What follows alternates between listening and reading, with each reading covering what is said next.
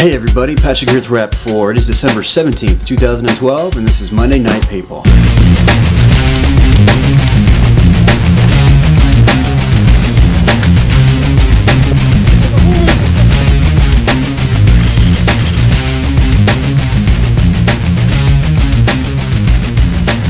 Alright guys, time for your paintball news and industry trends. Congratulations to Jason Wheeler of the Red Legion paintball team for winning this year's PSP Rookie of the Year. He narrowly beat John Woodley from Houston Heat in an online vote, so that means that you guys were the ones that voted for him to be Rookie of the Year. Congratulations, Jason. Your aggressiveness on the field definitely earned you the title.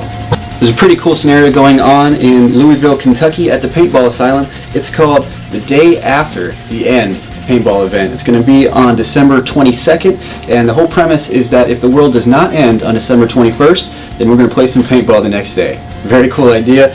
So if you are in Kentucky, be sure to make it out to the Paintball Asylum. Now on the same day, there's going to be an event in New York called Nightmare Before Christmas. It's going to be at Cousins Paintball on Staten Island. It's going to cost you $25, and that again is December 22nd. And the premise of this one is that the elves are angry and they're trying to keep Santa from delivering presents.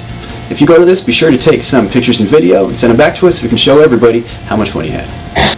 Timin has come out with a new product. It's called the Griffin Paintball Marker Kit. Now this is very lightweight, it has an ergonomic front grip, internal air system, and it's affordable. You don't see Timin come out with too many new products these days, but every time they do, it's always an instant classic. So be sure to get your hands on one if you're looking for an affordable marker to get you on the field.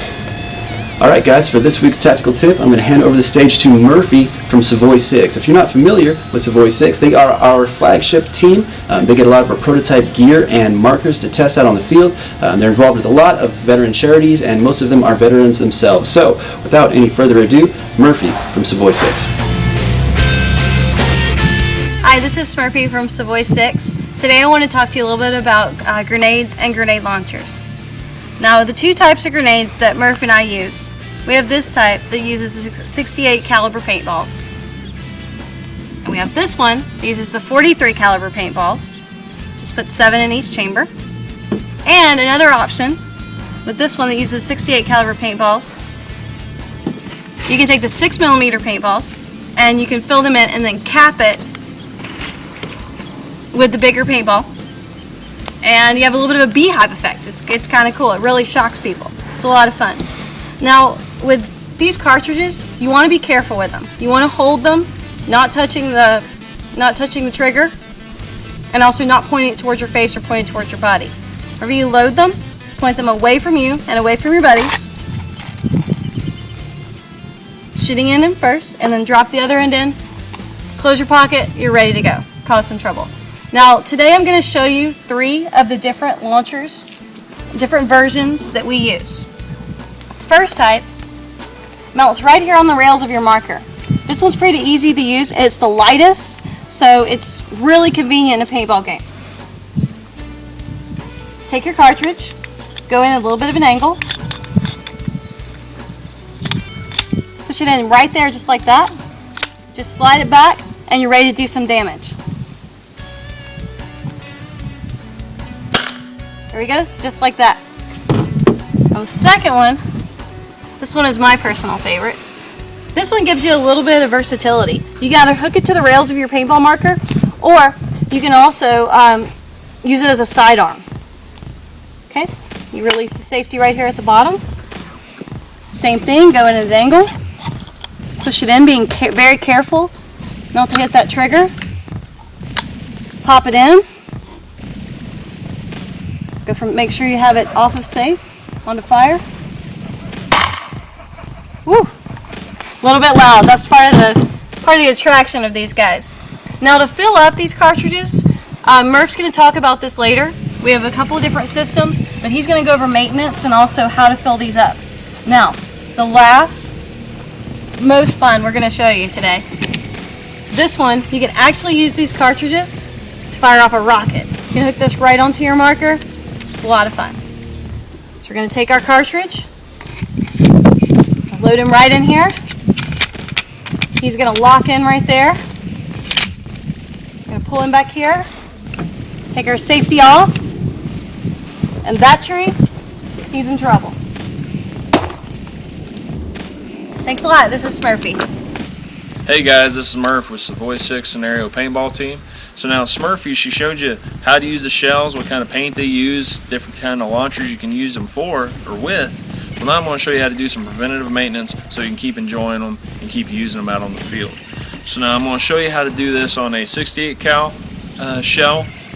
So what you're going to need is get your little squeegee. I got some old beat up one I've had for a while. Insert it in there. There's a plunger at the bottom of this. You're going to want to hold that in place while you unscrew it.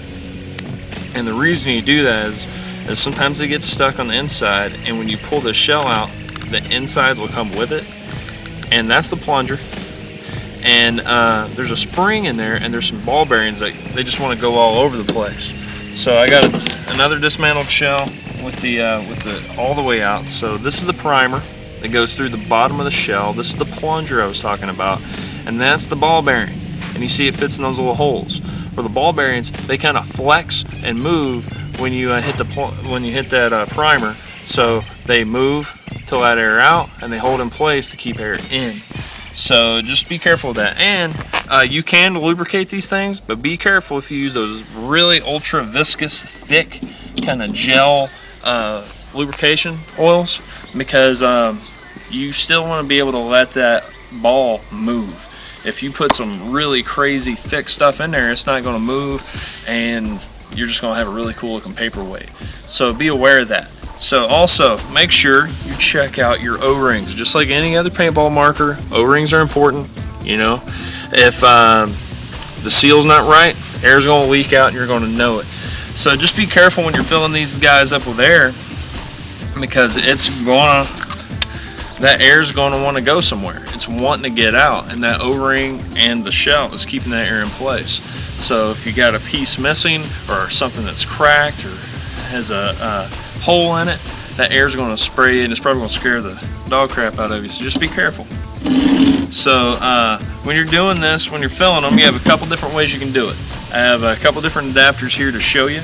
This obviously is 12-gram CO2 cartridge. You can put a CO2 20-ounce tank on there. I'm just showing it just to give you a little illustration, just so show you some different stuff.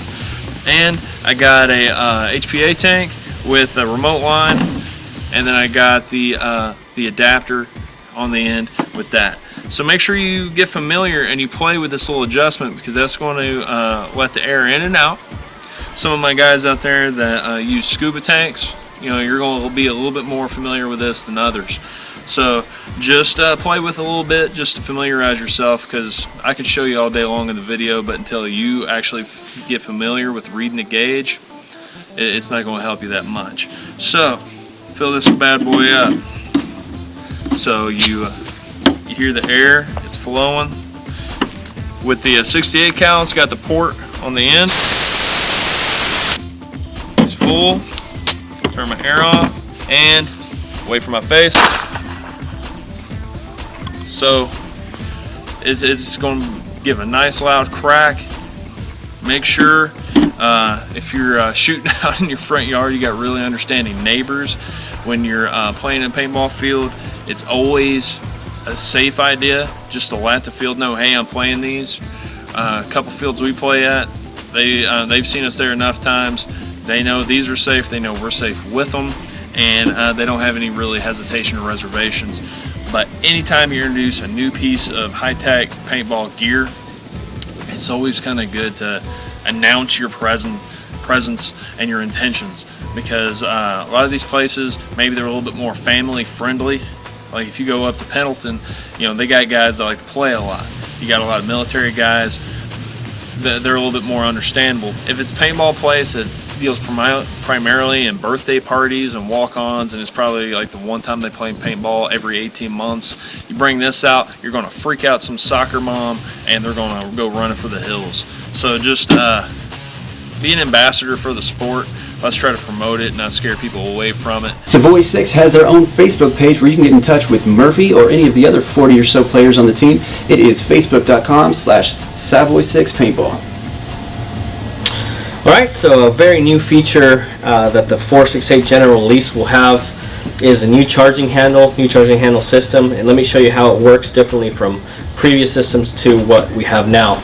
Okay, so this is the 468 as we've had basically using for all these tests that we're doing in pre-production and so forth. To cock back this marker, you have to get 2 fingers, pull it back. You can hear the locking back. So basically that's how you operate this one. Okay. Contrary to a AR-15, M4, or that type of family of rifles, you don't have a charging handle latch. So that's something that we've been asked for. It's been a suggestion that we had at places like Fold the Gap and a few other, basically even from the T68. It was a suggestion a long time ago. Let's say, hey, why don't we make a latch on it? And it really does a couple of great things, not just for aesthetics or for being close to the real thing, but it also serves a great purpose for us with the closed bolt system. Again, without it, you could have the charging handle basically falling back when the bolt is doing its thing, the closed bolt system. But right now, let me just show you exactly the difference is with this type of system, you're not able to do one-handed. You basically can't lock it back that way. Let me go ahead and shoot it. You see what I'm saying? I mean, you really do need 2 fingers to lock it back and to operate the next one. Okay. Another problem is that with this charging handle, when you don't have the bolt in there, if you pull too far back on this, you can actually overstretch the springs that are in there, and of course will require you to replace those springs altogether. So again, very excited this is coming out on the 468. Now you're able to basically take the palm of your hand, lock it back, do it. As you can see, I'm using actually the palm of my hand to lock it back. So you can see there's also no more side-to-side movement on it. Okay, and again, this is more how one will do training with a AR-15 or an M4, and we just basically brought it to the 468 to be more realistic. Has an extended extended charging handle latch release on it. We're able to do it with one hand. I mean, you're still able to do 2 fingers like the previous one, but you're also able to do 1 finger activation on it. Again, very exciting stuff. We're very happy to see this coming out with the 468, and there'll be another video explaining the upgrade from T68 to 468. It won't come in the first generation of it, but they will be able to upgrade to this as soon as it's available for the general release of the 468. Thank you very much. Alright guys, remember, Monday Night Paintball is your show. We make it from the content generated from our Facebook page, so if there's anything you'd like to see, just go to facebook.com/rap4usa and let us know. Thanks for watching, and we'll see you out there.